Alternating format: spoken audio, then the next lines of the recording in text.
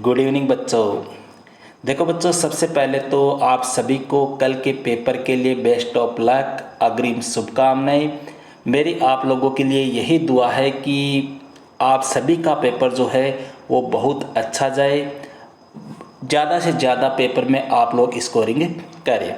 अब देखो भैया, अपने आज की क्लास की बात करें तो आज की क्लास में अपने चर्चा करेंगे इतिहास का जो अपने अंतिम चैप्टर है, 12वां चैप्टर, जिसका नाम है संविधान का निर्माण। इस चैप्टर के भैया उन क्वेश्चनों की चर्चा करेंगे जो ब्लूप्रिंट के अकॉर्डिंग इस बार अपने बोर्ड एग्जाम की दृष्टि से काफ़ी महत्वपूर्ण है।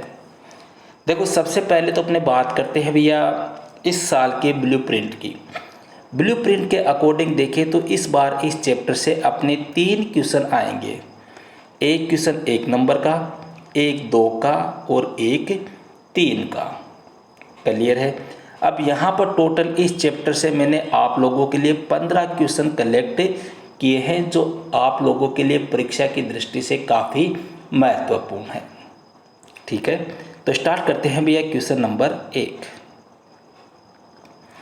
पहला क्वेश्चन है भैया, संविधान सभा के अध्यक्ष कौन थे? इजी सा क्वेश्चन है, मेरे ख्याल से किसी की कोई दिक्कत नहीं होनी चाहिए। संविधान सभा के जो पहले अध्यक्ष थे भैया वो थे अपने डॉक्टर राजेंद्र प्रसाद।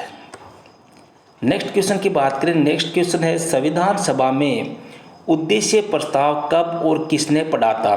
तो भैया संविधान सभा में जो उद्देश्य प्रस्ताव है वो पढ़ा गया था अपने 13 दिसंबर 1946 को, 13 दिसंबर 1946 को, और पंडित जवाहरलाल नेहरू के द्वारा यह पढ़ा गया था।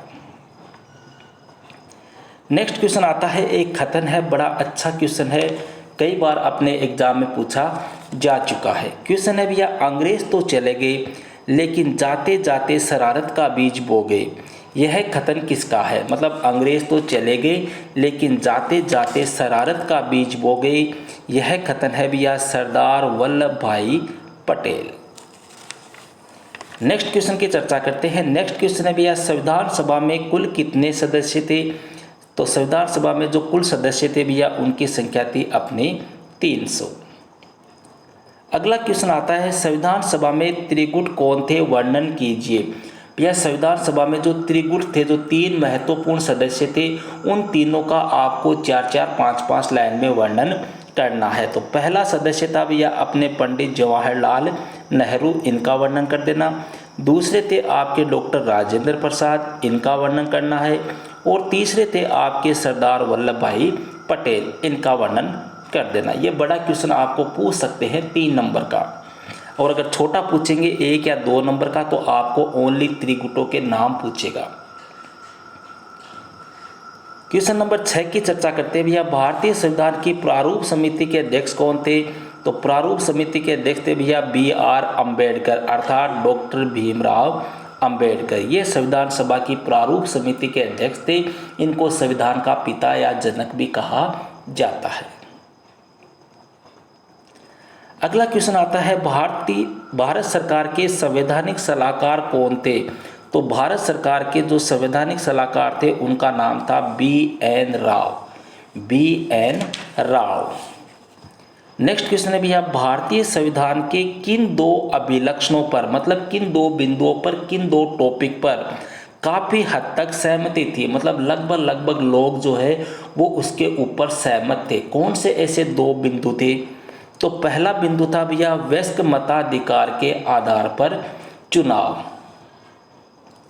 समझ गए? मतलब जो व्यक्ति वयस्क है, जिसकी उम्र 18 वर्ष से ऊपर है, उसको वोट देने का अधिकार, पहली बात। दूसरा था धर्मनिरपेक्षता पर बल, मतलब किसी भी धर्म को राष्ट्रीय धर्म के रूप में स्वीकार न करके सभी धर्मों के साथ समान व्यवहार करना। तो ये 2 बिंदु ऐसे हैं जिन पर सभी लोग जो थे, या कहे कि लगभग लोग जो थे वो क्या थे? सहमत थे। नेक्स्ट क्वेश्चन आता है, भारतीय संविधान में विषयों की 3 सूचियों और अनुच्छेद 356 का उल्लेख कीजिए।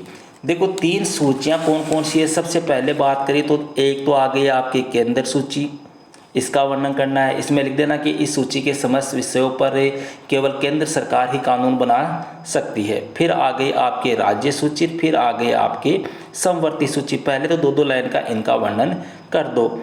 फिर है अनुच्छेद 356 का उल्लेख कीजिए।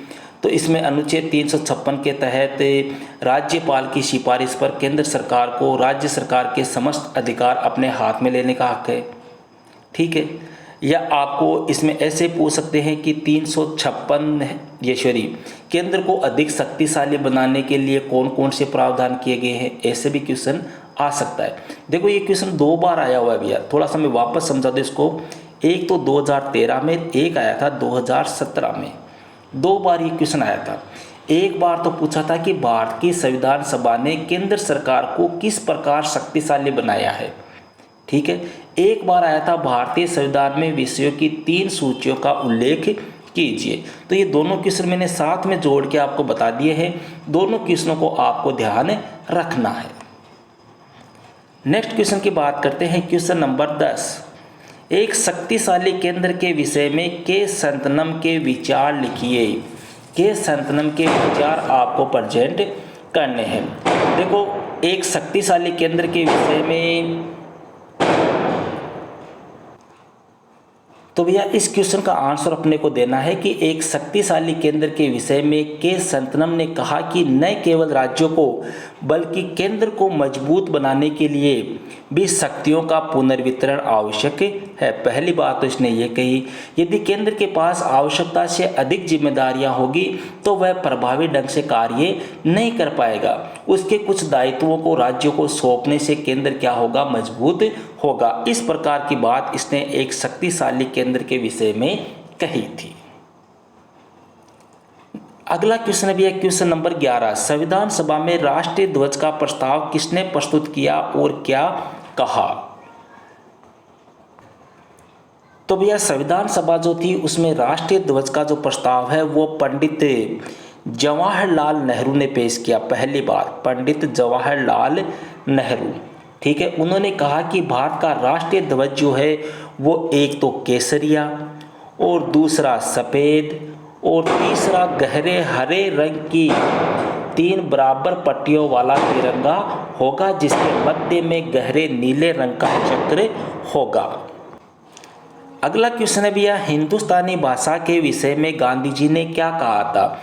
तो देखो गांधी जी ने कहा था कि हिंदुस्तानी भाषा जो है वो एक तो हिंदी और दूसरी उर्दू इसके मेल से बनी है।